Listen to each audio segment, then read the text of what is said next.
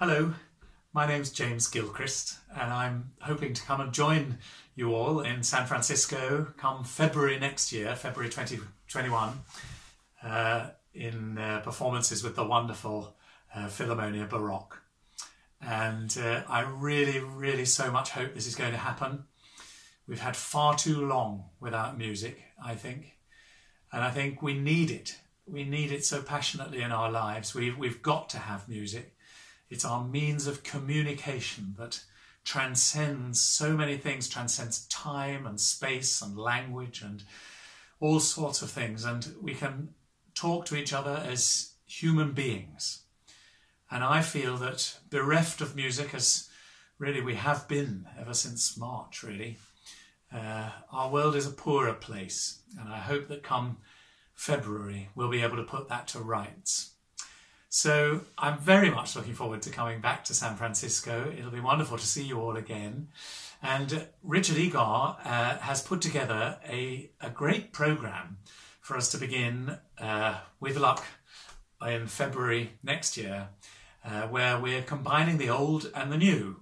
The new is, the newish I suppose, is Benjamin Britten's Serenade for tenor, horn and strings, where there are several poems, all sort of roughly centred around the idea of nighttime or going to sleep or the magic of night, or indeed night as a metaphor for the end of life, so about death and about what comes hereafter. And he's set these for this amazing combination of instruments with the horn and the tenor sort of weaving round each other over a bed of luscious string sounds.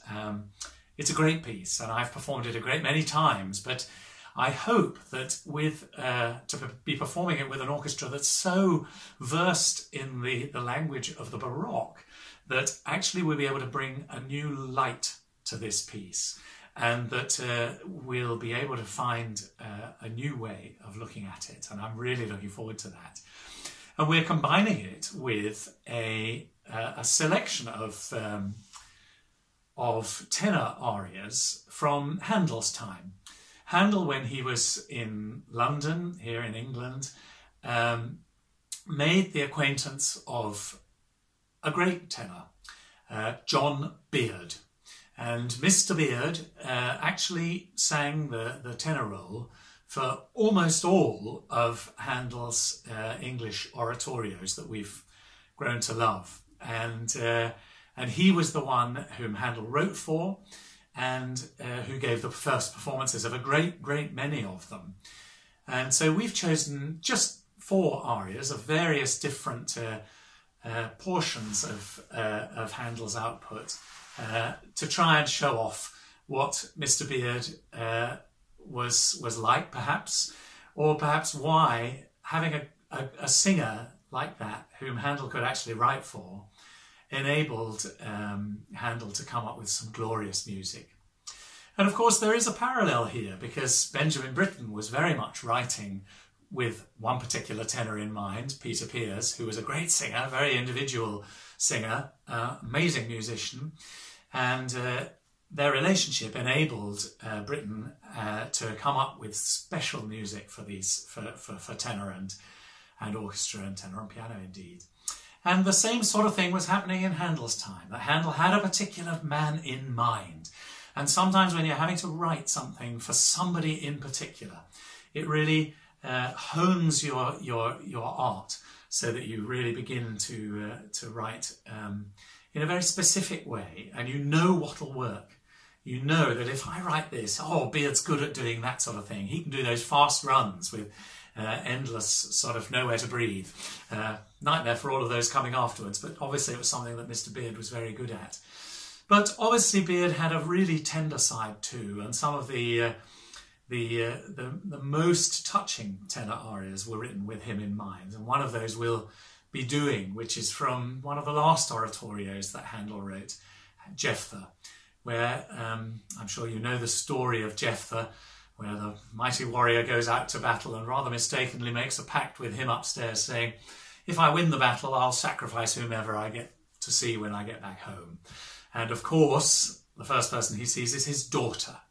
and he feels bound by his pact with God and by circumstance to sacrifice his daughter to God. And we have this aria, "Waft her angels through the skies," that Jephthah sings as he says goodbye to his daughter and offers her up to be sacrificed. You'll be glad to know that he doesn't go through with it. Actually, he does in the Bible, but Handel, perhaps thinking his audiences needed a happy ending, changes things a little bit. So, but we don't know this now. And in this incredibly tender aria, there's a father who believes passionately in God, bidding farewell to his daughter and hoping that she can find a place in heaven. So here we have it, something to look forward to, a programme of music combining singers and composers who knew each other, about serious subjects and really fine music, something hopefully that we will all be able to get together in 2020, 2021, 2020 is nearly over, isn't it? And find again the joy of music.